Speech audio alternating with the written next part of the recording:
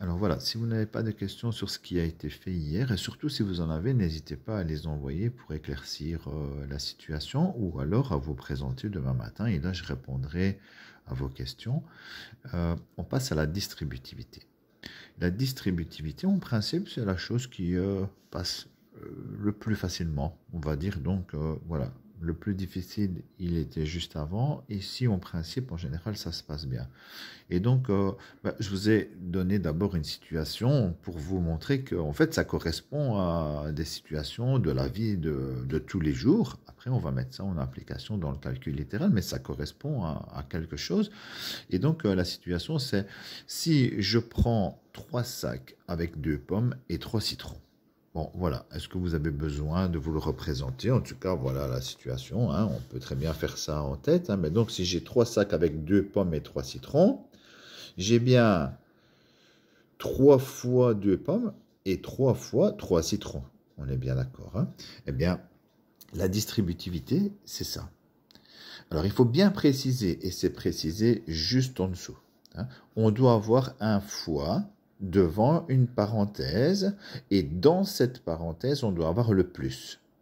Ou moins, parce que plus ou moins, hein, c'est toujours la même chose. Et donc voilà, ça c'est la situation dans laquelle on va appliquer la distributivité. Alors c'est important à retenir parce que pour l'instant on va faire que ça, donc voilà, c'est toujours les mêmes exercices. Mais quand on va tout mélanger, il faudra reconnaître la situation où on a un fois devant la parenthèse et un plus ou un moins à l'intérieur. Et donc si j'ai cette situation, je peux multiplier 3 fois 2 pommes et 3 fois 3 citrons. Je n'ai pas d'autre choix si je veux faire disparaître la parenthèse, puisque 2 pommes plus 3 citrons, je ne sais pas le faire. Donc, si je veux faire disparaître la parenthèse, je dois transformer ça en ça. Ce n'est pas vraiment faire un calcul, hein. Vous allez voir qu'après, en PFQ 3, je pense, on va faire le contraire. On va passer de ça à ça. Et là, ici, on passe de ça à ça. C'est une transformation d'écriture. Et donc, on avait ici un fois avec une parenthèse. Et à la fin, on a 6 pommes plus 9 citrons. D'accord? Et écrire ça ou écrire ça, c'est la même chose. C'est deux façons différentes de l'écrire. On verra après pourquoi on passe de l'une à l'autre. Mais en tout cas, distribuer, c'est... N'hésitez pas à mettre les flèches, hein. On distribue, parce que s'il y a 3 choses différentes dans la parenthèse, il faudra distribuer 3 fois, bien sûr, hein. Donc voilà, je vais vous envoyer une photo de cette page complétée avec les explications. Et puisque je vais devoir partir, j'en profite pour déjà anticiper un petit peu sur les exercices. Comme ça, vous pouvez avancer. Voilà, j'ai pris 3 exercices au hasard dans tout ce qui va se présenter après, hein. Et donc, à chaque fois, on a une multiplication devant la parenthèse et un plus ou un moins, oui, hein, dans la parenthèse. Et donc, voilà, n'hésitez pas à mettre les flèches, hein. Je dois faire 2A fois 3B. Et donc, on peut écrire les détails, mais on peut écrire, à la fin, on va écrire directement les réponses. Donc, voilà, vous pouvez aller directement à la réponse si ça se passe bien. Si vous avez besoin d'écrire l'étape intermédiaire, n'hésitez pas, hein. Et donc, 2A fois 3B, ça fait 6AB.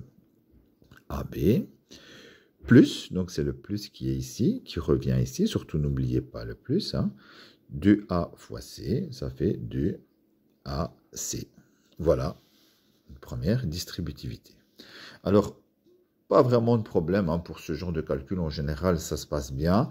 Mais attention, le problème qui va se présenter, ce sont les signes, hein. Donc, si j'ai moins 2 en évidence, c'est moins 2 que je vais distribuer.